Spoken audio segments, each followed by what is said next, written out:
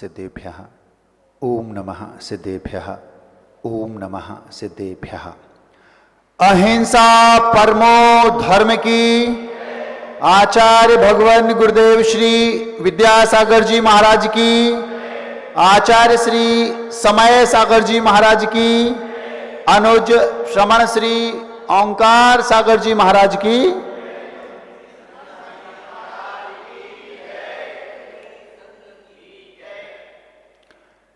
मैं आप लोगों से नाराज हूं। महाराज, हमने तो सुना था जो महाराज होते वो नाराज नहीं होते, और जो नाराज होते वो महाराज नहीं होते। चूंकि आप महाराज हैं इसलिए नाराज हो नहीं सकते, और यदि नाराज हैं तो फिर आप महाराज नहीं हैं। चूंकि आप महाराज हैं, नाराज तो आप नहीं होंगे। अगर हैं महाराज तो बता दो हमसे कौन सी गलती हो गई, हमने आपकी कौन सी भैंसें चुरा ली, क्यों नाराज हैं? हम आप लोगों से इसलिए नाराज हैं, इसलिए नाराज हैं कि आप लोग हमारी बात नहीं मानते। महाराज, हमने आपकी कौन सी बात नहीं मानी? आप लोग महावीर को तो मानते हो, महावीर की नहीं मानते। आचार्य विद्यासागर जी को तो मानते हो, पर आचार्य विद्यासागर जी की नहीं मानते। आचार्य समय सागर जी को तो मानते हो, लेकिन आचार्य समय सागर जी की नहीं मानते। मुझे तो मानते हो लेकिन मेरी नहीं मानते, इसलिए हम आप लोगों से नाराज हैं। क्या नाराजी है महाराज? यदि आप जानना चाहते हैं तो आपको थोड़ा सा इंतजार करना पड़ेगा। हमने एक फिल्म देखी थी, आज से लगभग 20-22 बरस पहले देखी होगी। फिल्म का नाम था हम आपके हैं कौन। महाराज, आपको देखकर लगता है आपने फिल्में बहुत देखी। हम बिहार कर रहे थे, रास्ते में एक छोरा काला पैंट और पीली टी शर्ट पहने था, इंदौर का था, आया और हमारे पैरों में लौट गए बिहार करते करते रास्ते में। हमने पूछा, बेटा कहाँ से आए? महाराज जी इंदौर से आए, हम आपको टीवी पर देखते हैं। महाराज जी हमने आपके प्रवचन सुने हैं। महाराज जी हमारे दीक्षा लेने के भाव हैं, लेकिन हमारे मन में एक प्रश्न है, हम आपसे पूछना चाहते हैं, क्या महाराज जी दीक्षा लेने के पहले फिल्म देखना जरूरी है? हमने कहा क्यों? बोले महाराज जी आपके हर प्रवचन में किसी न किसी फिल्म का उदाहरण रहता है, तो महाराज जी बाद में दीक्षा के बाद प्रवचन देने पड़ेंगे, तो क्या हम पहले फिल्में देखें? हमने कहा भैया हमने फिल्में दीक्षा लेने की दृष्टि से नहीं देखी, और ना हमने बहुत देखी हैं, लेकिन जितनी देखी वे सब पूरी की पूरी याद हैं। क्यों? आचार्य जी कहते थे जो काम करो पूरे कंसंट्रेशन पूर्वक करो, उसमें जो भी हमें मिले उसको ग्रहण करो। तो उस समय हमने जितनी देखी वे सब हमें याद जरूर हैं, लेकिन हमने बहुत सारे नहीं देखे, लेकिन जितनी देखी वे सब कुछ ना कुछ उसमें बहुत खतरनाक तरीके से ग्रहण करना योग्य है। जो ये फिल्म देखी हमने हम आपके हैं कौन, इस फिल्म में भी एक बहुत गजब की बात हमें दिखी, वो हम आपके सामने रखकर उसकी भूमिका बनाते हैं। उस फिल्म में जिसका नाम था हम आपके हैं कौन, आपकी जानकारी के लिए बता दूं, ये हम आपके हैं कौन फिल्म नदिया के पार फिल्म बनी थी, उस पे ही बिल्कुल उसी तर्ज पर बनी थी। उस फिल्म में एक हीरो था और एक हीरोइन थी। इत्तेफाक से हीरो भी दो भाई थे सगे, और वो हीरोइन भी दो बहनें थी सगी। तो पहला बड़ा भाई और बड़ी बहन जो दूसरी हीरोइन थी उसकी, उनकी आपस में शादी हो गई। जो छोटा भाई और छोटी बहन थी, मतलब बड़ी बहन का देवर और बड़े भाई की साली, आपस में दोनों हीरो और हीरोइन आपस में विवाह करना चाहते हैं। उनके बीच में आपस में एक प्रकार से जिसको आप अफेयर बोलते हैं है। दोनों सुंदर हैं, स्मार्ट हैं, यंग हैं, समझदार हैं, अच्छे खानदान के हैं। क्यों? क्योंकि और शादी भी इसलिए हो सकती है क्योंकि बड़े भाई की और उसकी बड़ी बहन की आपस में हो ही चुकी। तो प्रायः हर एक कहानी में ट्विस्ट तो आता है, अगर वो ट्विस्ट ना आए तो वो फिर कहानी मजेदार नहीं बचती। आना भी चाहिए। उनकी कहानी में भी ट्विस्ट आता है।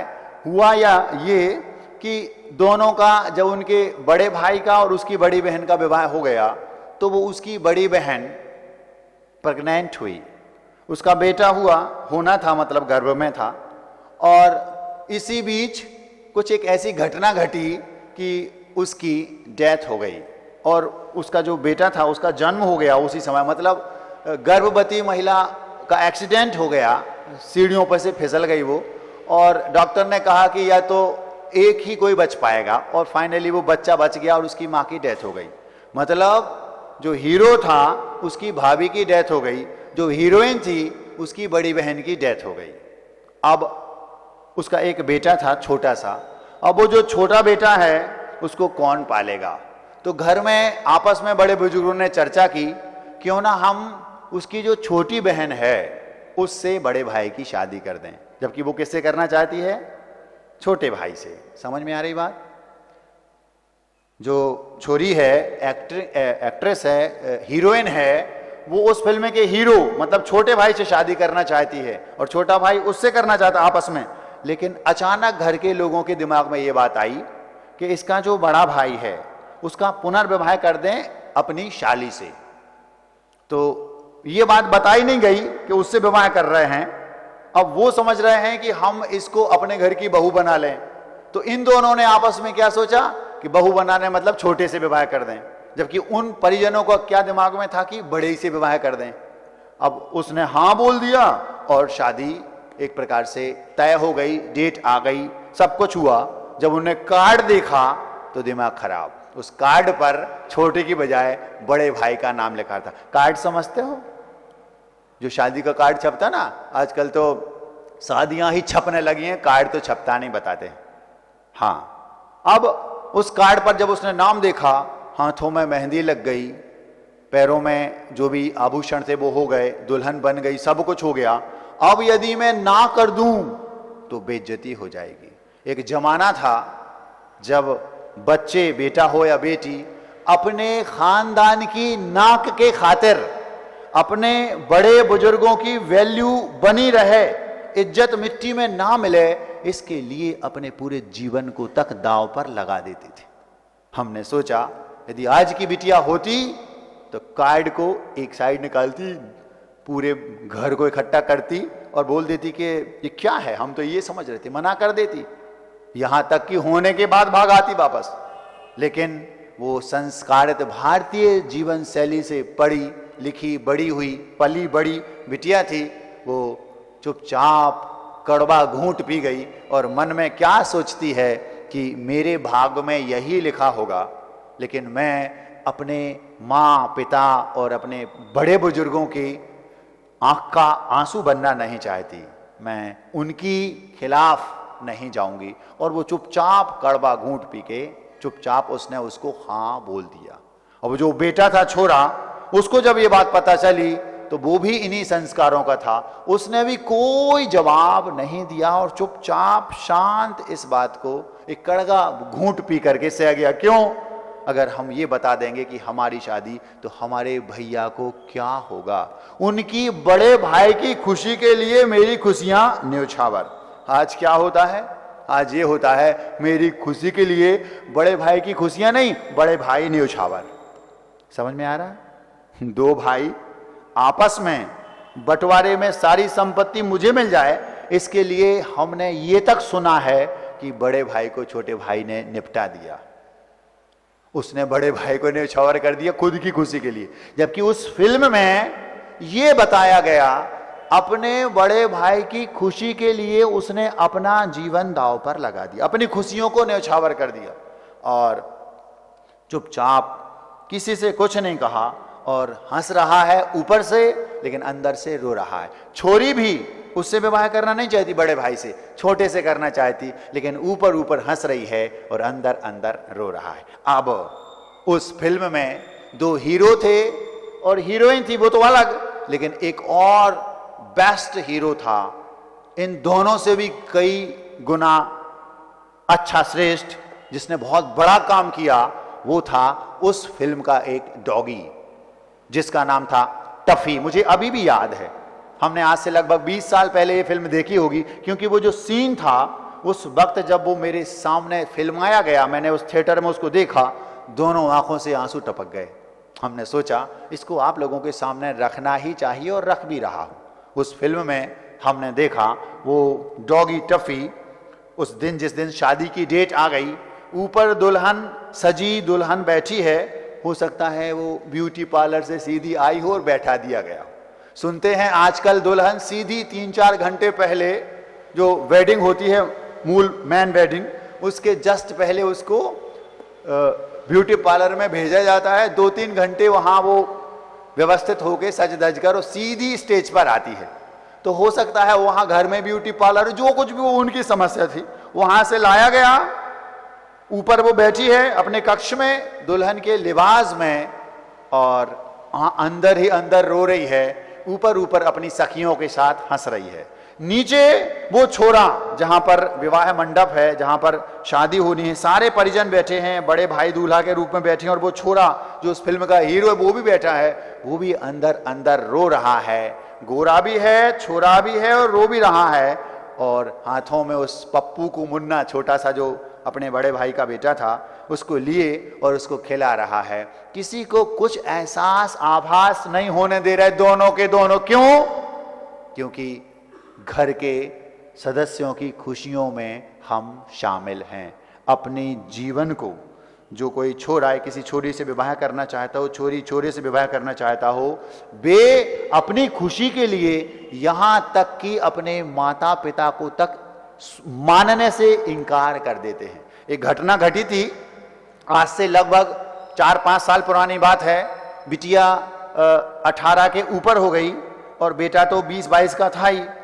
पुलिस ने उनको बुलाया, पुलिस वो भागना चाहते थे, शादी करना चाहते थे अपने परिजनों के अगेंस्ट जाकर, विरोध में। तो वो माता पिता जब पुलिस स्टेशन पहुंचे, उन्होंने पूछा ये कौन है, तो वो बिटिया बोलती है मैं इन्हें नहीं जानती। आप लोग सुन रहे हैं वो बिटिया क्या बोलती है? हम इनको नहीं, अपने सगे माता पिता को उसने हमारे हैं ये मानने से इनकार कर दिया। क्यों? उस छोरे के लिए। और उस फिल्म में वो छोरा और छोरी आपस में प्रेम करते हैं। उस छोरे का नाम भी उस फिल्म में प्रेम ही था, हमें जहां तक याद है। हाँ, प्रेम ही था। आपको कहां से पता? अच्छा, आपने भी देखी, ठीक, कोई बात नहीं। उसने उस छोरे का नाम प्रेम था उस फिल्म में। वो छोरा उस मुन्ने को हाथ में लिए, वो भी अच्छे से कपड़े पहने क्योंकि ये भाई की शादी है आज, और हाथ में उस मुन्ने को लिए उसको खिला रहा है, ऊपर ऊपर हंस रहा है, अंदर अंदर रो रहा है। वो छोरी ऊपर अपनी सखियों के साथ, हाथों में मेहंदी है, बेंदी है, पूरे गहने हैं, दुल्हन का लिबास है, खुश नजर आ रही है, लेकिन भीतर भीतर रो रही है। अचानक उसके मन में ये भाव आया, हमारा 2-3-4 साल से इनका आपस में अफेयर चल रहा था। कई बार बर्थडे पर अथवा किसी विशेष दिन उन्होंने हमें गिफ्ट भेजी, कई बार लेटर भी भेजे, वो सब हमारे पास रखा है। टफी वो जो डॉगी था उसको देखा और उसके मन में भाव आया, आज तक तो मैं इनकी प्रेमिका थी, वो मेरे प्रेमी थे, लेकिन कल से रिश्ता बदल जाएगा। मैं अब उसकी कल से भाभी कहलाऊंगी और भाभी मां के बराबर होती है। क्या कहा? भाभी को भारतीय संस्कृति में मां का दर्जा है, भाभी मां ये बोला जाता था। आज जमाना बदल रहा है, बदल गया है। जमाना नहीं बदला, दिमाग बदल गए लोगों के। जमाना तो जहां था वहीं है। उस समय भी आम पर पेड़ पर आम लगते थे, आज भी पेड़ पर ही आम लगते हैं। जमाना कहां बदला? खंबे पर लग जाएं तो हम मान लें कि जमाना बदल गया। आज भी आम पेड़ पर ही लगते हैं। उस समय भी आम पेड़ पर लगते थे, खंबे पर उस समय भी नहीं लगते थे, आज भी नहीं लगते थे। उस समय भी सूरज पूरब से निकलता, आज भी निकलता है। जमाना कहां बदला? बस दिमाग लोगों का बदल गया है। मां कहा जाता था भाभी को भारतीय संस्कृति में।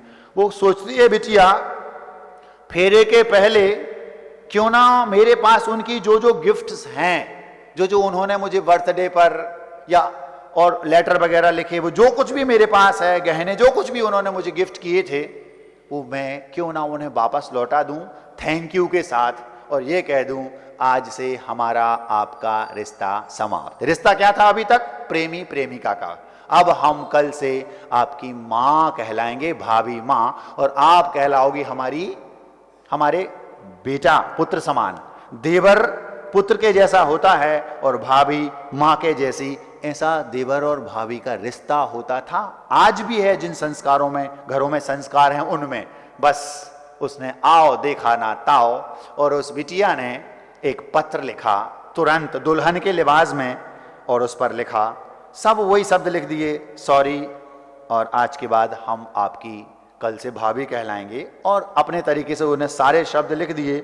और वो जो पत्र वगैरह और जो गहने और जो गिफ्ट वगैरह रिंग वगैरह थी, जो कुछ भी उसका था, उसने सब भरा और उस पोटली बनाई, एक रूमाल में बांधा, और वो जो टफी जो उस फिल्म का डॉगी था उसके मुंह में दबा दिया। आप लोगों ने देखा हो, डॉगी हमेशा डॉगी का काम करे ये जरूरी नहीं।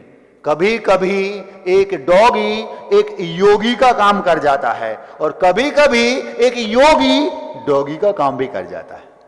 हमारे देश में सारे उदाहरण हैं। डरना इसलिए नहीं, घबराना इसलिए नहीं, सारे तीर्थंकरों के काल में सब प्रकार के योगी और सब प्रकार के डॉगी हुए हैं। इसलिए कुछ अगर आपको ऐसा मिले किसी डॉगी ने योगी जैसा काम कर दिया तो आश्चर्य ना करना, और कभी कोई गलती से योगी कोई डॉगी जैसा काम कर दे तो भी नहीं घबराना। ये अनादिकाल से हो रहा है, अनंत काल तक होता रहेगा। बस सीख लेना अपन को किस लाइन पे चलना है और आगे निकल जाना। अपना लोटा छानो और निकलो, दुनिया के चक्कर में मत हो बर्बाद, अपनी नजर में ऊंचा उठो तो कोई बात, ये गुरुजी बोलते थे। तो उस बिटिया ने वो रुमाल में सारे पुराने गिफ्ट्स वगैरह रखे, एक सॉरी का पत्र लिखा और उसको रस्सी गठान लगाई और उस डॉगी के मुंह में रख दिया।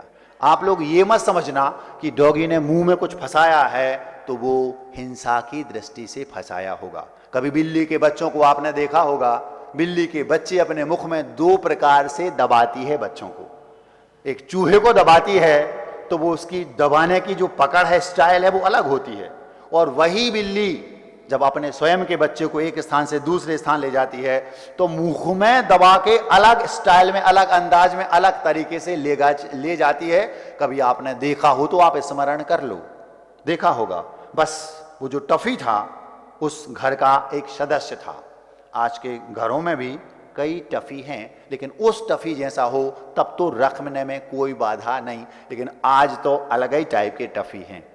आप उनको खिलाएंगे, पिलाएंगे, पुचकारेंगे, सब करेंगे, लेकिन बाद में जब वहां से चूहा निकला धीरे से झपट्टा मारेंगे। ऐसों को रखोगे घर में तो आपको उस संगी पंचेंद्रिय जीव की हत्या का दोष लगेगा आपको, क्योंकि उसको संरक्षण आप दे रहे हैं। ना हिंसक जानवर हमारे घरों में पाले जाते थे भारतीय संस्कृति में, ना पाले जाते हैं और ना पाले जाएंगे। अगर आपके घर में बिल्ली पल रही है वो हिंसक है, डॉगी पल रहा है वो हिंसक है। अगर आप ऐसे हिंसक जानवरों को पालते हैं, वो जो हिंसा करेंगे उसका दोष आपको लगेगा, ये फैक्ट है। और साइंस भी कहता है इनसे जो नेगेटिव ऊर्जा निकलती है उससे आपके स्वास्थ्य को और आपके घर के माहौल को नुकसान भी है। लेकिन क्या बताएं, माता पिता को भेज दिया जाता है वृद्धाश्रम में सेकेंड इनिंग्स में और घर में पाले जाते हैं डॉगी टफी। फिर भी यदि आपका टफी उस हम आपके हैं कौन फिल्म के टफी जैसा है तो मैं तो कहता हूं कि भैया उसमें बाधा नहीं। अगर ऐसा हो तो उसने क्या किया, उसने उस डॉगी ने एक योगी को भी पीछे छोड़ दिया। वो डॉगी वहां से चला। हम आपसे नाराज हैं, क्यों नाराज हैं ये हम आपको बताने जा रहे हैं।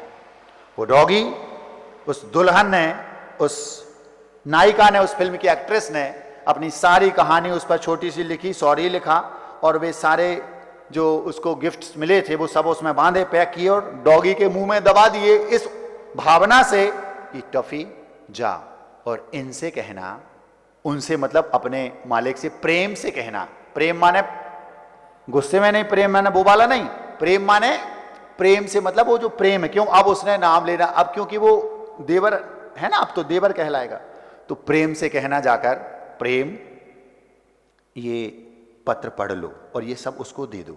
वो टफी 3-4 साल से उनके अफेयर के बारे में सब समझता था, जानता था। आपको वो डॉगी लग रहा है लेकिन वो संगी पंचेंद्रिय जीव है, उसका भी मन है, वो भी सब समझता है। भले वो डॉगी है उसने पूर्व भाव में ऐसे काम किए होंगे कि डॉगी बना, लेकिन इतने अच्छे काम भी किए होंगे कि एक अमीर अच्छे सभ्य परिवार में उसको स्थान मिला। कई डॉगी ऐसे होते हैं जो गलियों में घूमते हैं, लट्ठे डंडे पड़ते हैं उनको, और कई डॉगी ऐसे होते हैं जो एसी लग्जरी गाड़ियों में घूमते हैं। सब प्रकार के डॉगी होते दुनिया में। हाँ, आपके नगर में भी कई प्रकार के डॉगी हैं, हमें देखने में आते हैं।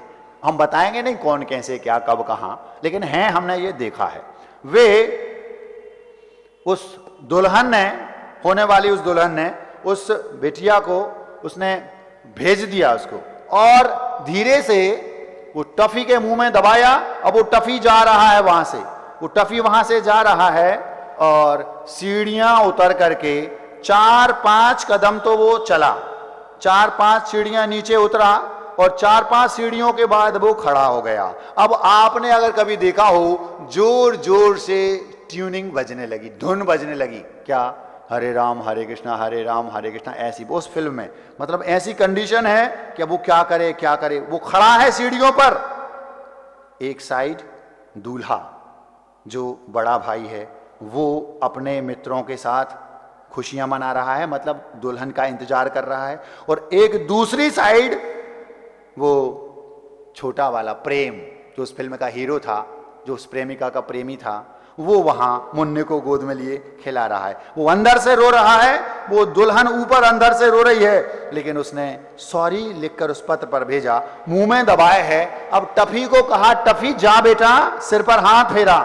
जा बेटा और अपने मालिक को, प्रेम को ये पत्र दे के आप वापस ये सारी सामग्री दे देना और बोल देना सॉरी, अब कल से हम तुम्हारी भावी मां हैं। ठीक है, टफी को जो कहा वो करना था। कभी कभी हमसे जो कहा जाए अगर हम वो कर दें तो अनर्थ भी हो जाता है, और कभी कभी हमसे जो नहीं कहा हम वो भी कर देते, उसमें भी अनर्थ हो जाता है। कभी कभी हमसे जो नहीं कहा हमें वो करना हमारा कर्तव्य बन जाता है। यही कंडीशन उस टफी की बनी। वो सीढ़ियां उतर रहा है, दूसरी ओर वो बैठा है दूल्हा और बड़ा भाई, और एक और छोटा भाई। अब वो बार बार इस ओर देख रहा है, इस ओर देख रहा है, इस ओर देख रहा है, इस ओर देख रहा है, बार बार 20 बार उस फिल्म में दिखाया गया। वो निर्णय नहीं ले पा रहा, क्या करूं। मैडम ने, मालकिन ने तो कहा है कि उनको दे के आओ, और हृदय कह रहा है नहीं, अनर्थ हो जाएगा। यदि मैंने उनको दे दिया तो अनर्थ हो जाएगा, 2 जीवन जिंदगी भर के लिए परेशान हो जाएंगे।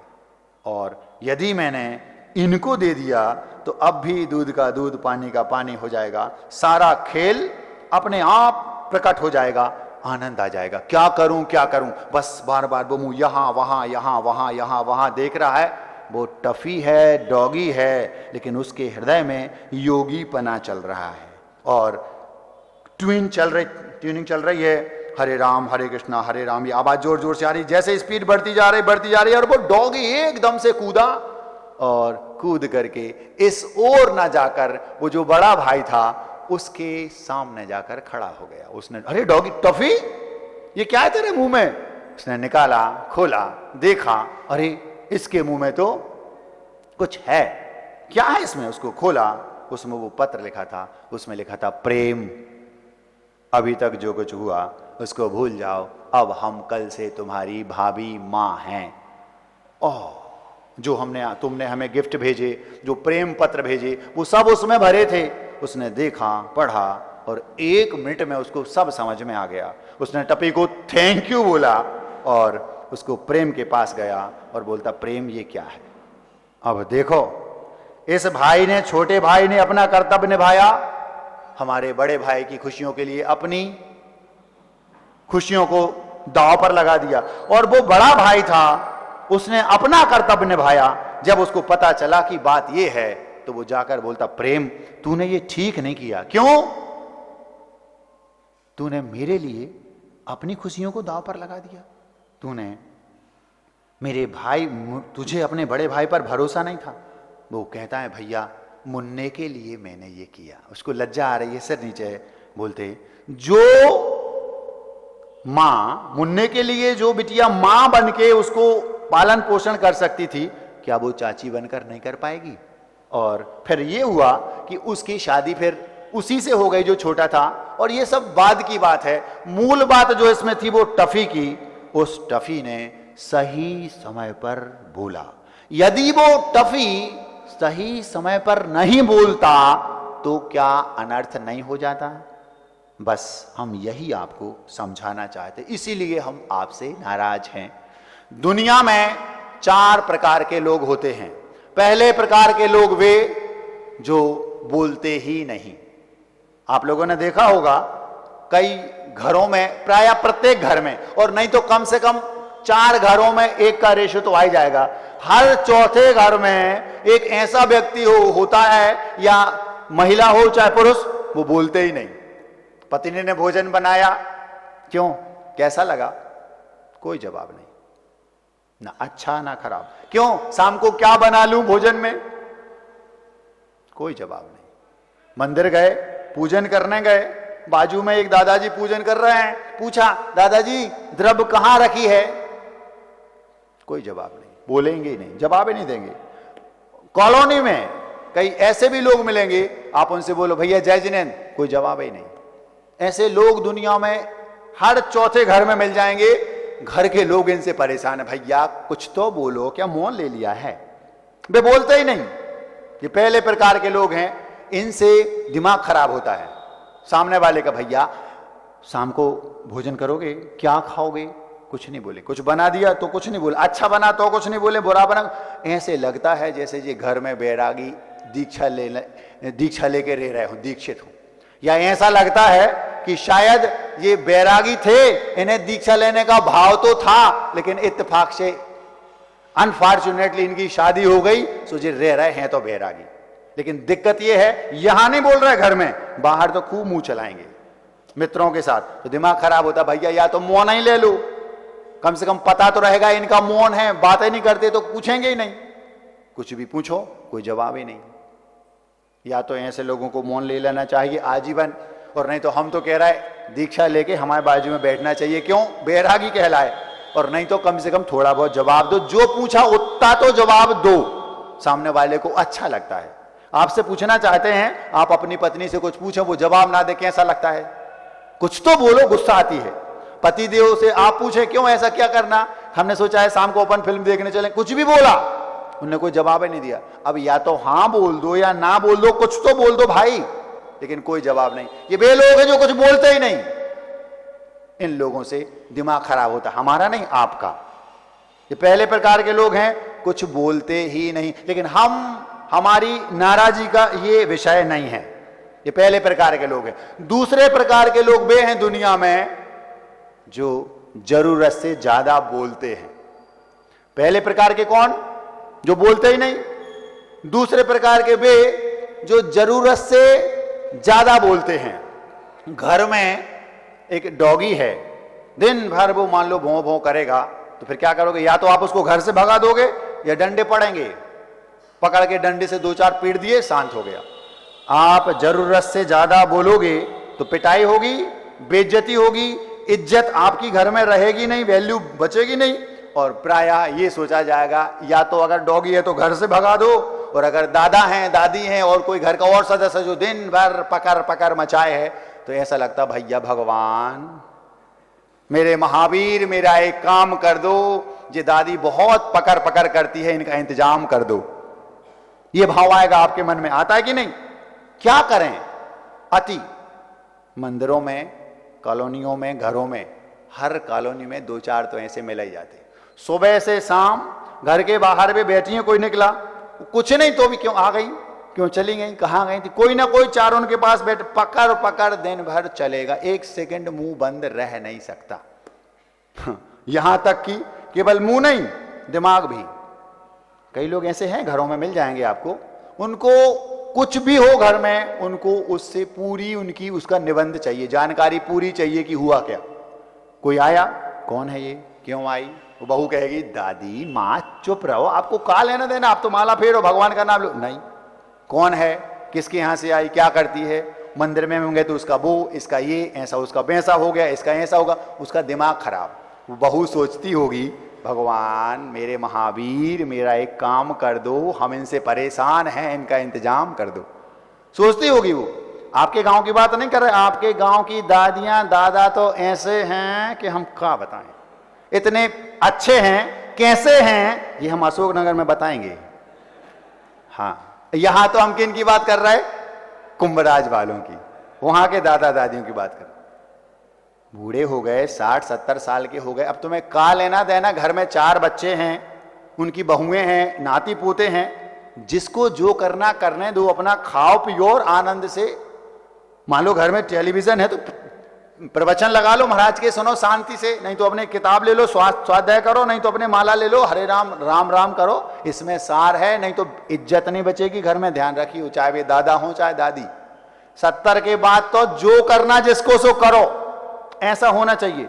नहीं तो हमने एक बार देखा, एक नगर में हम थे, तो वहां की एक बहू हमसे थोड़ी, बहू हमसे थोड़ी मुंह लगी थी, जुड़ी थी, पहले से जुड़ी थी, आई, नमस्ते महाराज जी, महाराज जी आप बहुत अच्छे आ गए आप लोग। क्यों महाराज जी, कौन से नगर की बात है हम ये नहीं बताएंगे, नहीं तो आप लोग पता लगा लोगे, समझदार हो। हाँ महाराज जी वो आप अच्छे आ गए, मुश्किल से 1 साल पुरानी बात है, अब ये दिमाग लगा लो हम 1 साल में कहाँ गए, 1 साल पुरानी बात है। तो वो बोलती है महाराज जी आप बहुत अच्छे आए। क्यों, और तो सब ठीक है, आप 5-5 4-4 5-5 उसमें आप लोगों की क्लासें लगती हैं, तो हमारी बाई दिन भर मंदिर में रहती हैं, मंदिर में बे रहती हैं, तो बेसुखी, और हम लोग घर में सुखी। समझ में आ रहा? हाँ, ऐसा आप लोग ना बोल देइए महाराज आप अच्छे आ गए, 4-5 क्लासें 6 लग रही दिन भर, तो बढ़िया, आप तो साल भर जिंदगी भर यहीं रहो। क्यों, उनको इस बात की खुशी नहीं कि महाराज आ गए प्रवचन सुनने मिलेंगे, महाराज आ गए आहार देना मिलेंगे, इस बात की खुशी नहीं। महाराज अच्छे आ गए, हमारे घर के दादा दादी मंदिर में रहेंगे, हम घर में शांति से रहेंगे, नहीं तो दिन भर माथा खा लेते। ज्यादा बोलोगे तो बेइज्जती होगी। ये दूसरे प्रकार के लोग हैं जो जरूरत से ज्यादा बोलते हैं। 4 प्रकार के लोग। पहले प्रकार के वे जो बोलते ही नहीं, फ्यूज बल्ब बोलते हम इनको, फ्यूज बल्ब जो बोलते ही नहीं, बड़ी समस्या होती है इनसे। आपको होगी, हमें नहीं है। हमारी नाराजगी का कारण दूसरा है। कौन सा?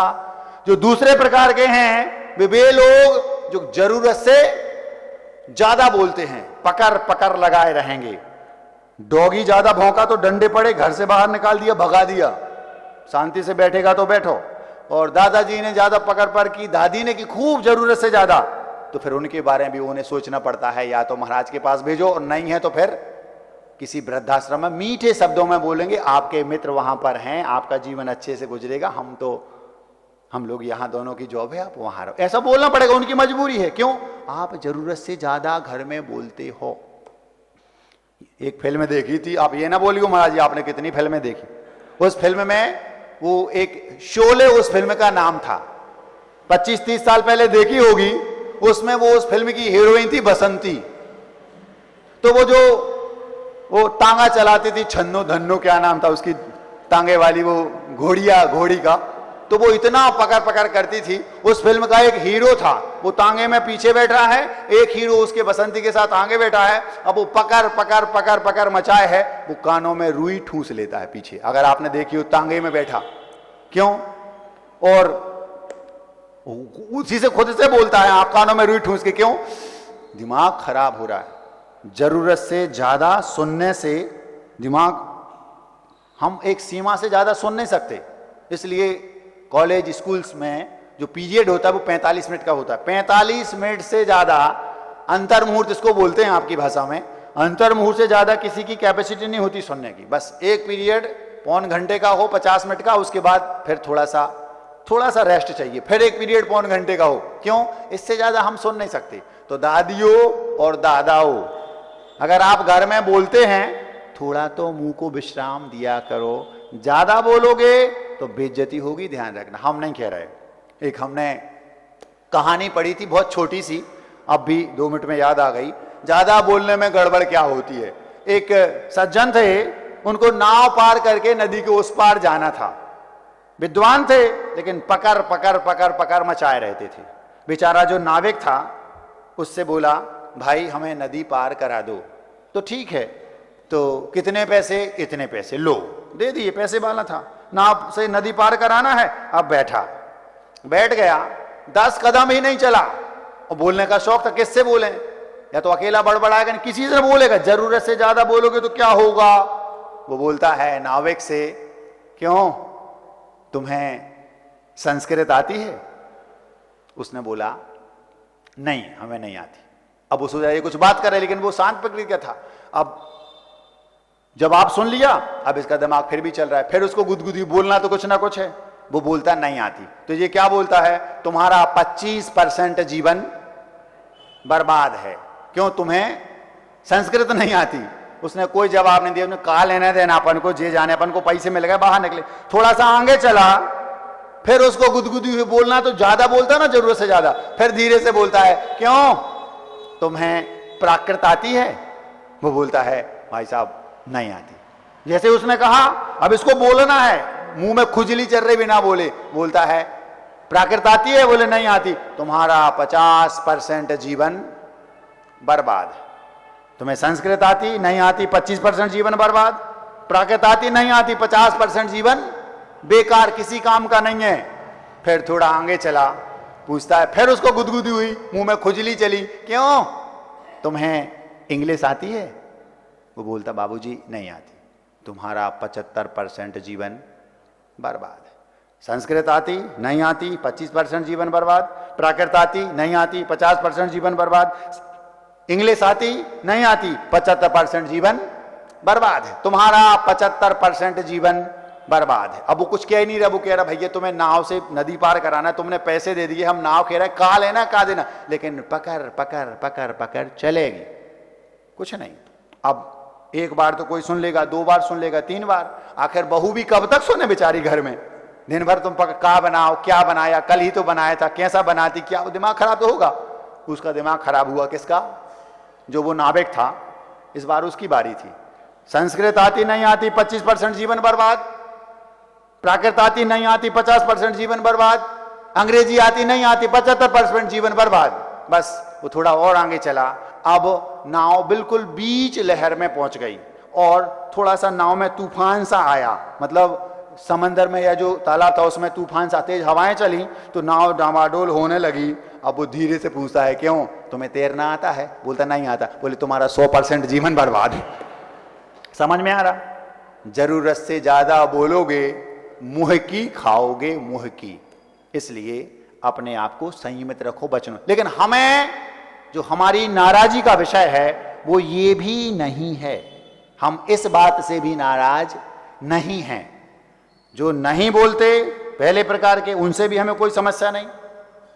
जो ज्यादा बोलते हैं जरूरत से, आपको समस्या होगी। हमारे पास ज्यादा कौन बोलेगा? 10-5 मिनट हुआ, धीरे से हम कहते हैं निकलो, नहीं तो हम निकल लेंगे वहां से। हम बोलने नहीं देंगे तो तुम बोलोगे कहां से? और थोड़ा हुआ हम बैठ जाएंगे, समय का टाइम होगा, तुम बोलते रहो, अपने आप भाग जाओगे, किससे बात करोगे? तो पहले प्रकार के उनसे हमें कोई समस्या नहीं, दूसरे प्रकार के उनसे कोई समस्या नहीं। तीसरे प्रकार के लोग वे हैं जो असमय में बोलते हैं। असमय में समझते हो? समय नहीं है और बोल दिया। मान लो यहां बोलियां लग रही, अभी कुछ दिन पहले कलश की बोलियां लग रही थी और एक शब्द बोल दिया आपने 21 लाख माना की, और आपको चुप रहना था और चुपचाप आपने 21 बोल दिया, उसने 1 2 3 कर दिया, 21 लाख में बोली आपके हाथ आ जाएगी। असमय में ना बोलियो, चुपचाप रहो। शादी हो रही है, बैंड बज रही है, आपकी नहीं, आपकी तो 25 साल पहले बज गई, जिसकी बज रही उसकी बात कर रहा है। एक शादी हो रही है, दूल्हा घोड़ी पर बैठा निकल रहा है रोड से और एक व्यक्ति वहां भजन गा रहा है। भजन क्या, कौन सा? राम नाम सत्य है, अरिहंत नाम सत्य है। क्या होगा? पिटेगा। शादी में आप राम नाम सत्य है, अरिहंत नाम सत्य है गाओगे तो क्या होगा? ठुकाई पिटाई होगी। वो दूल्हे के जो परिजन है वे पकड़ के ठोक ठाक के ठीक ठाक कर देंगे। करना भी चाहिए। तुम क्या कर रहे भैया? मैं तो भगवान का नाम ले रहा हूं। लेना तो है लेकिन असमय में ले रहे, यहां शादी हो रही है। समझ में आ रहा कि नहीं? असमय में बोलेगा वो तीसरे प्रकार का, जो असमय में बोलेगा वो। लेकिन हमें इनसे भी नाराजी नहीं है। मैं आप लोगों से नाराज हूं, ये मैं बता रहा हूं ना। हम पहले प्रकार के लोगों से नाराज हैं जो बोलते ही नहीं, क्योंकि समस्या आपको है, हमें नहीं। ना हम दूसरे प्रकार के लोगों से नाराज हैं जो जरूरत से ज्यादा बोलते हैं, क्यों? हमें उनसे कोई समस्या नहीं, आपको होगी। तीसरे प्रकार के लोगों से भी हम नाराज नहीं हैं जो असमय में बोलते हैं। शादी हो रही, बैंड बज रही, डीजे में लोग नाच रहे और वो वहां पर माइक लेकर बोल रहा है राम नाम सत्य है, अरिहंत नाम सत्य है। जैसे ही उसने बोला ठुकाई पिटाई शुरू। हमें उनसे कोई नाराजी नहीं, तुम ठोक रहे, तुम ठोक रहे, तुम ठोक रहे, हमें क्या दिक्कत, खूब ठोको और खूब ठोकाओ, क्या दिक्कत। लेकिन महाराज आप, हमें कोई समस्या नहीं, असमय में बोलोगे पिटोगे, हमें कोई समस्या नहीं इन लोगों से, हमें कोई नाराजी नहीं, लेकिन आपको है। ये दूसरा शव यात्रा निकल रही है और 4 लोग उसको उठाए हैं। उसका जो बेटा है वो हाथ में हंडी लिए, उसमें आग है और आगे आगे चल रहा, आंखों में आंसू हैं। पीछे सब लोग मुंह बनाए, कुछ लोग भीतर भीतर हंस भी रहे होंगे, अच्छा निपट गया, ऐसा भी हो सकता है। लेकिन ऊपर से तो सबको हंसना ही पड़ता है, मजबूरी है, व्यवहारिकता, क्या करें, इतना व्यवहार तो आना चाहिए। उस शव यात्रा में जितने लोग जा रहे हैं, आप गलत फहमी में मत रहना कि सब रो रहे हैं। ऊपर से सब रो रहे, जिसका तुमने खाया होगा, जिसको परेशान किया होगा, वो भी साथ में, भली पड़ोसी है, जाना तो पड़ेगा।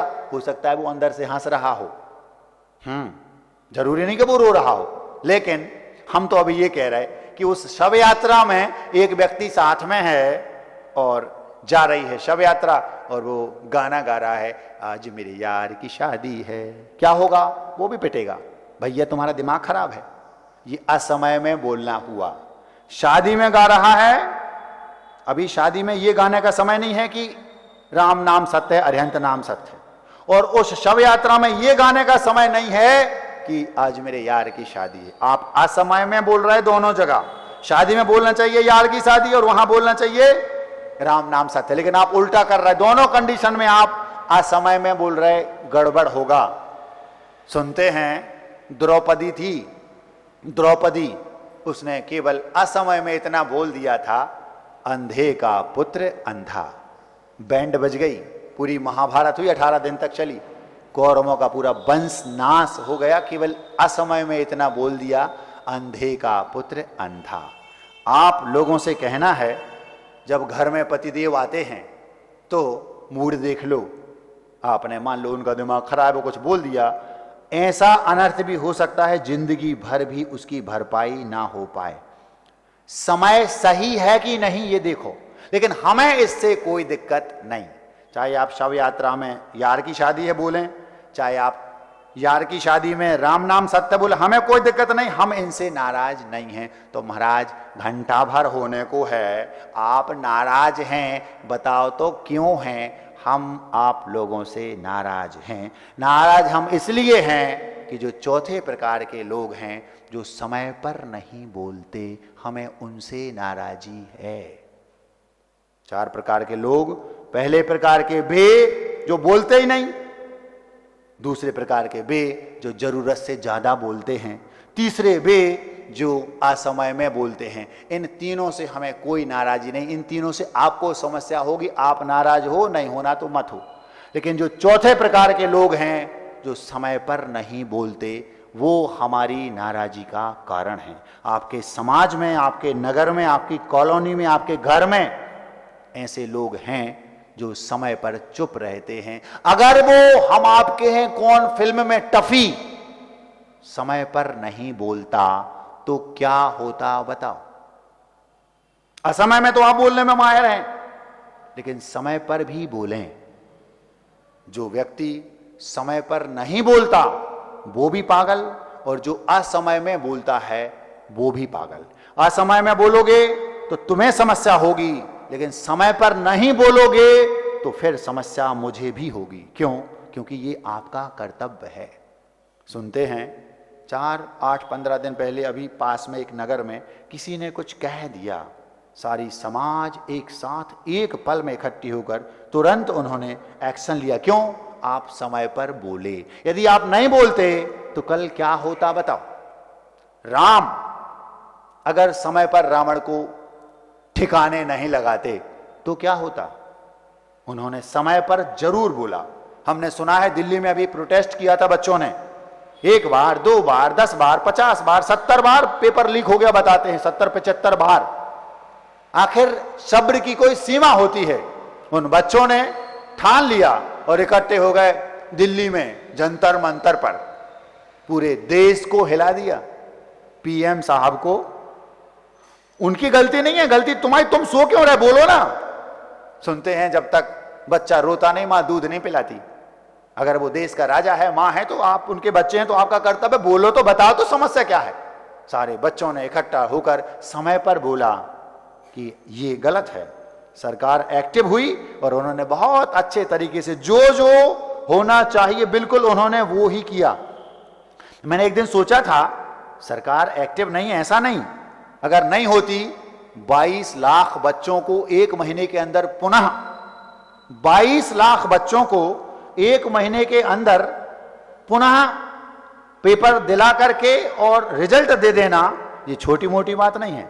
इसका मतलब सरकार सो रही थी ऐसा नहीं, लेकिन फिर भी जहां गलती है उन्हें वो भी बताई गई और उन्होंने उसको स्वीकारा भी और जल्दी से उसको ठीक ठाक करके व्यवस्थित कर दिया। अगर बच्चे समय पर नहीं बोलते तो क्या होता, अगला पेपर फिर लीक, अगला पेपर फिर लीक। तो जो समय पर नहीं बोलते हमें उनसे नाराजी है। इस सभा में ऐसे हजारों लोग बैठे होंगे, सैकड़ों लोग जो समय पर नहीं बोलते। आप नहीं बोलते चलेगा, घर में समस्या होगी, आप ज्यादा बोलते वो आपकी समस्या, आप असमय में बोलते हैं ये भी आपकी समस्या, लेकिन अगर आप समय पर नहीं बोलते हैं तो ये तुम्हारी समस्या नहीं, ये हमारी समस्या है। आपको समय पर बोलना ही चाहिए। घरों में कई बार ऐसी कंडीशन बनती है, रात में मान लो आपके घर में डॉगी घुस गए, चोर घुस गए, आपके घर में एक डॉगी बैठा रखा आपने, उसको आप दूध रोटी भी खिलाते हैं, बिस्किट भी खिलाते हैं, हाथ पर सिर पर हाथ भी फेरते हैं, उसको इसके लिए आपने रखा है ताकि कोई अनहोनी घटना ना घटे, रात में कोई चोर आदि ना घुसें। यदि आपने ऐसी व्यवस्था अपने घर में कर रखी है और मान लो रात को चोर घुस गए और वो डॉगी इसलिए नहीं बोला क्योंकि दिन में बोला था तो पिटाई हो गई थी। वो क्यों नहीं बोला, दिन में बोला था तो आपने डंडे से पीटा था, क्यों, वो ज्यादा बोल रहा था, जरूरत से ज्यादा। तो ना ये कहा जा रहा है कि जरूरत से ज्यादा बोलो और ना ये कहा जा रहा है कि बोलो ही मत। ये कहा जा रहा है समय पर जरूर जरूर जरूर बोलो। रात में चोर घुस गए, उन्होंने लॉकर खोला और जो कुछ भी माल था वो ले गए। डॉगी वहीं बैठा है, जागृत है, सो नहीं रहा, सब दिख रहा, लेकिन उसको डर है, मैंने दिन में बोला था, पिटाई लग गई, अब मैं नहीं बोलूंगा। जबकि समय पर उसको बोलना था, नहीं बोला, परिणाम ये निकला, चोर सब साफ करके चले गए। सुबह उठा फिर पिटाई हुई, क्यों, तू बोला क्यों नहीं। अब वो कह रहा मुझे समझ में नहीं आता, बोलता हूं तो पिटता हूं, नहीं बोलता हूं तो पिटता हूं। समय पर नहीं बोले सो पिटे, और असमय में बोल रहे थे, जरूरत से ज्यादा बोल रहे थे, सो पिटे। करना क्या है, हमें ना चुप रहना है, ना ज्यादा बोलना है, ना असमय में बोलना है, हमें केवल समय पर बोलना है। उस हम आपके हैं कौन फिल्म में यदि वो टफी समय पर नहीं बोलता, मैं पूछना चाहता हूं क्या अनर्थ नहीं हो जाता, जीवन भर क्या होता, उन दोनों को कैसा जीवन चलता उनका बताओ। और उस टफी ने एक से एक, उसका निर्णय ने उन सारी जिंदगियों को बचा लिया। आप लोगों से कहना है, एक डॉगी को अपना कर्तव्य पता है, आप तो उससे बहुत ऊपर उठे हो, क्या आपको अपना कर्तव्य पता नहीं है। महाराज कर्तव्य तो बता दो, 1000 की लिस्ट है हमारे पास, लेकिन हम कहां तक बताएं। एक दाना दबा के देख लिया, पूरी दाल पक गई, खिचड़ी पक गई। आप खिचड़ी पकाओ, मचाने में लगे हो। खिचड़ी को मचाओ नहीं, खिचड़ी को पकाओ। समझ रहे, सुन रहे क्या, सो रहे, सुन रहे, बहुत अच्छा, समझ में आ रहा। आपको 4 प्रकार के लोग, एक बोलते ही नहीं, एक जरूरत से ज्यादा बोलते हैं और एक असमय में बोलते हैं। हमें इन तीनों से समस्या नहीं है। समस्या, नाराजी यदि मुझे है तो केवल उन लोगों से जो समय पर नहीं बोलते। अगर आप समय पर नहीं बोलोगे तो आप बहुत समस्याओं से घिर जाओगे। आपकी समस्या हमारी नाराजी का कारण बनेगी, हमारी नाराजी का कारण आपकी समस्या ना बने। इसलिए हमारा आपसे कहना है, समय पर जरूर जरूर जरूर बोलना चाहिए। महाराज, ये आप कहाँ से कह रहे हो? हमारे यहाँ एक गाथा है, 2 मिनट में पूरा करता हूँ। उस गाथा का पहले हम गाथा सुनाते हैं। धर्म नासे क्रिया ध्वंसे सुसिद्धांत अर्थ विप्लवे अप्रष्टय अपि वक्तव्यम सत्य तत्व प्रकाश ने। ये श्लोक है, संस्कृत का श्लोक है। प्राकृत के श्लोक को गाथा बोलते हैं और संस्कृत को श्लोक। उसमें लिखा है हम लोगों के लिए, धर्म नासे क्रिया ध्वंसे सुसिद्धांत अर्थ विप्लवे अप्रष्टय अपि वक्तव्यम। धर्म का नाश हो रहा हो, क्रिया का ध्वंस हो रहा हो और सुसिद्धांत के अर्थ का विप्लव हो रहा हो। मतलब जहां अधर्म को धर्म कहा जा रहा हो, धर्म का नाश हो रहा है, हिंसा ही धर्म ऐसा कहा जा रहा हो, क्रिया का ध्वंस हो रहा हो, उल्टी सीधी क्रियाएं चल रही हो, यही धर्म है, और सिद्धांत के अर्थ को उलट पुलट कर परोसा जा रहा हो, वहां आप अगर बैठे हो अप्रष्टय अपि वक्तव्यम, वहां आपको बिना पूछे बोलना चाहिए। ये हमें कहा है।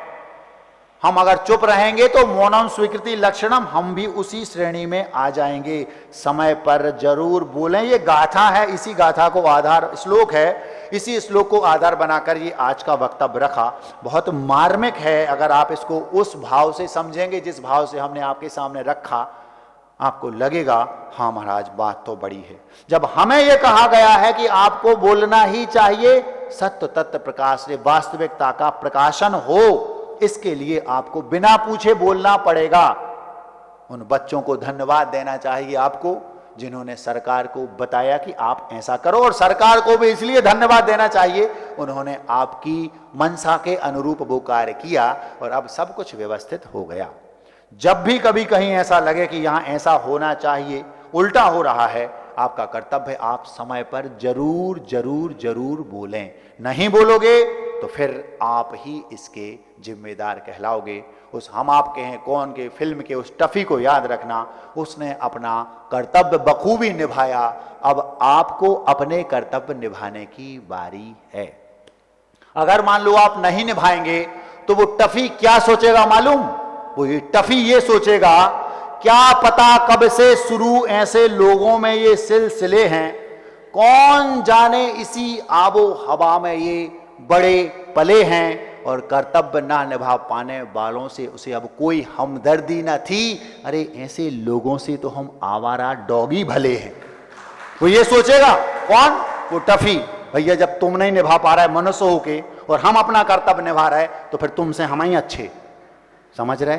हम आपको वो बनाना नहीं चाहते, उससे नीचा बनाना नहीं चाहते, हम आपको ऊपर उठाना चाहते हैं। ऊपर आप उठें, ये भावना हमारी है। हमने सुना है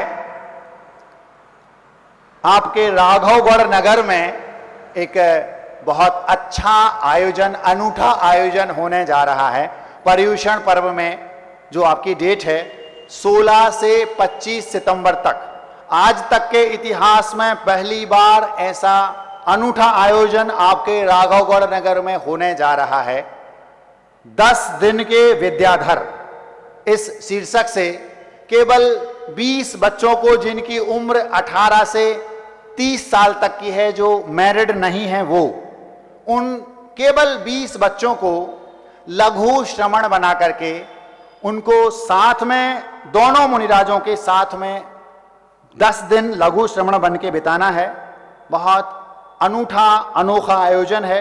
केवल 20 बच्चे हैं, वे 20 बच्चे 10 दिन तक मुनिराज के साथ ही सोएंगे, साथ ही सामायिक, साथ में चर्या, साथ में जंगल, साथ में सारी प्रतिक्रमण आदि सारी क्रियाएं वे मुनिराज के साथ 24 घंटे करेंगे। मंच पर भी बैठेंगे, ड्रेस भी उनकी अलग टाइप की होगी, सब कुछ उन्हें वो फीलिंग आएगी जैसी एक मुनिराज को आती है। बस केवल उनके तन पर वस्त्र होंगे मजबूरन, क्योंकि हम उसको हटा नहीं सकते। 20 बच्चों को मौका मिलेगा, केवल 20। 21वां नाम किसी भी कीमत पर ग्रहण करने योग्य नहीं है। आप इसका आनंद लूटिए, आप इसको देखिए और आप इसमें सहभागी भी बनिए। केवल 20 बच्चों को 10 दिन के लिए, 10 दिन के विद्याधर, इस नाम से ये आयोजन हो रहा है। आप लोग इसका आनंद लूट सकते हैं। अब मिठाई। महाराज आप एक दिन बोल रहे थे कि हम जिस आनंद का रसास्वादन ले रहे हैं उसकी एक बूंद चखा दूं तो आप घर नहीं जाओगे।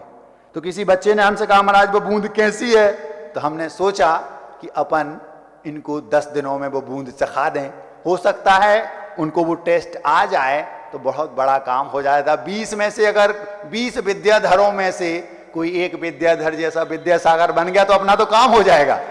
इसी भावना के साथ एक रखा है। हाँ, जो मिठाई है वो जो कविता की किताब है उसमें आपको नहीं मिलेगी, क्योंकि उसमें 114 हैं। ये बिल्कुल लेटेस्ट है, 2 दिन पुरानी है, गर्मा गर्म है, आपका मुंह ना जल जाए, ध्यान से सुनियो। ये इसलिए बोल रहा हूं, उन 20 विद्याधरों को क्या आनंद आएगा, क्योंकि एक श्रमण को क्या आनंद आता है वो इसमें लिखा है, तो लघु श्रमण को भी आनंद आएगा। इस अपेक्षा से इसको लिखा कि उन्हें क्या आनंद आएगा, उनको दृष्टि में रखकर लिखा है, आपके सामने रख रहा हूं। इसका शीर्षक है सारे जगत में अपन सबसे बढ़िया। शीर्षक क्या है? थोड़ी सी बुंदेली टोन है लेकिन है हिंदी में, अपन माने हम। सारे जगत में अपन सबसे बढ़िया, ये उसका शीर्षक है मिठाई का। ना ऊधव से लेना, ना माधव को देना, ना सुनना किसी की, किसी से ना कहना। ना हमें किसी से लेना है रुपया और ना किसी को देना है, ना किसी की हम सुनते हैं, ना किसी को कहते हैं भैया तुम्हें जो दिखाए सो करो, हमें जो दिखाए सो करने दो। हम तो केवल अपने गुरुदेव की सुनते हैं, वहां से उनने जैसा डंडी घुमा दी वैसा हम यहाँ पर कठपुतली नाचते हैं, उनके इशारों पर नाचते हैं, किसी की और की नहीं सुनते। वो गुरुदेव अभी भोपाल में विराजमान हैं, पहले आचार्य विद्यासागर जी महाराज जी थे, वो अभी ऊपर हैं, वहां से वो डायरेक्ट देख रहे होंगे पक्का। सारे जगत में अपन सबसे बढ़िया, ना ऊधव से लेना, ना माधव को देना, ना सुनना किसी की, किसी से ना कहना। बड़ी खूबसूरत हैं जीवन की घड़ियां, बड़ी खूबसूरत हैं जीवन की घड़ियां, सारे जगत में अपन सबसे बढ़िया। ना श्वासों की चिंता, ना दिन ही में गिनता, ना रोना, ना धोना, ना मुख पर मलिनता। ना हम दिन गिन रहे, ना हमारे मुख पर मलिनता है, ना हम रो रहे, ना धो रहे, ना हमें श्वासों की चिंता, कुछ नहीं, निश्चिंत है, निर्विकल्प है, आनंद लूट रहा है बस। ना श्वासों की चिंता, ना दिन ही में गिनता, ना रोना, ना धोना, ना मुख पर मलिनता। चारों तरफ मानो फूलों की झड़ियां, सारे जगत में अपन सबसे बढ़िया। चारों तरफ मानो फूलों की झड़ियां, फूलों की झड़ियां माने फूल झड़ियां, चारों तरफ मानो फूलों की झड़ियां, सारे जगत में अपन सबसे बढ़िया। न मन में फितूरी, न तनपन है कपड़े, न मन में फितूरी, न तन पर है कपड़े, जमाने के कोई भी थोड़े न लफड़े। कोई लफड़ा नहीं, ना इनकम टैक्स, ना सेल टैक्स, ना वकील साहब, ना मुनीम साहब, ना बैंक, ना ये ना वो, कोई झंझट नहीं, कपड़े तक नहीं है, ना रोना ना धोना, झंझट ही खत्म। ना मन में फितूरी, न तन पर है कपड़े, जमाने के कोई भी थोड़े न लफड़े। कहीं भी नहीं किंचित कोई भी कमियां, कहीं भी नहीं किंचित कोई भी कमियां, सारे जगत में अपन सबसे बढ़िया। ना बिस्तर ना पेटी, 2 हाथों पे रोटी। ना बिस्तर है और ना पेटी है, और 2 हाथों पे रोटी, ना थाली, ना थरिया, ना कटोरी, कुछ नहीं। गजब का आनंद है, कभी लूट के देखो, आप थोड़ी लूट पाओगे। आप तो देखो और जलो। न बिस्तर न पेटी, 2 हाथों पे रोटी। हाथ रोटी कहां है? 2 हाथों पे। ग्रास रखते कि नहीं, वही रोटी है। न बिस्तर न पेटी, 2 हाथों पे रोटी, पसीना बहे ना कमाई फिर भी मोटी। आप कमाते होंगे 2-5 हजार लाख करोड़, अपने प्रति सेकंडों का अरबों का पैकेज है, अरबों का। तगड़ी कमाई है और पसीना एक बूंद नहीं टपकता। आप दिन भर मेहनत करते, पसीना बहाने तो दिन भर कमाते हो, दोनों हाथ से कमाते हो, मुश्किल से एक हाथ से खा पाते हो। अपन बिल्कुल शांति से बैठे हैं, एक हाथ से भी नहीं कमाते और दोनों हाथ से चाव से खाते। यही तो आनंद है। ना बिस्तर ना पेटी, 2 हाथों पे रोटी, पसीना बहे ना कमाई फिर भी मोटी। सदा कट रही अपने कर्मों की कड़ियां, उसके बाद भी कर्म कट रहे, तुम्हारे बंध रहे, हमारे कट रहे। सदा कट रही अपने कर्मों की कड़ियां, सारे जगत में अपन सबसे बढ़िया।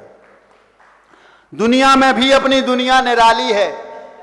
हम भी दुनिया में, आप भी दुनिया में। आपकी दुनिया निराली है और अपनी दुनिया तो निराली है। आपका एक दिन होली है, एक दिन दशहरा, एक दिन दिवाली। अपनी रोज दशहरा, रोज होली, रोज दिवाली। आपके भोजन जहां आप करते हो वहां एक दिन पकवान बनते होंगे, यहाँ तो रोज ही त्योहार है। क्या बताएं, समझ में नहीं आता कैसा ये, फिर भी आपको देख करके डरते हैं महाराज, कितना कठिन है। मुझे हंसी आती, देखो तो दोनों हाथ तो चुपचाप मस्त पेल रहे और जी लोग हम लोगों को नमुस्त नमुस्त करते दिन भर। गजब का आनंद है। यही आनंद उन विद्याधरों को मिले, इसी के लिए ये नया अनोखा प्रयास किया जा रहा है।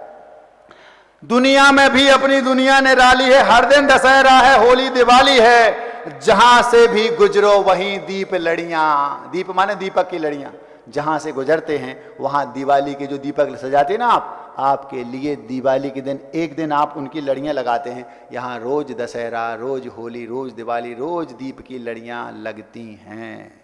दुनिया में भी अपनी दुनिया निराली है, हर दिन दशहरा है, होली दिवाली है, जहां से भी गुजरो वहीं दीप लड़ियां। सारे जगत में अपन सबसे बढ़िया, अहिंसा परमो धर्म की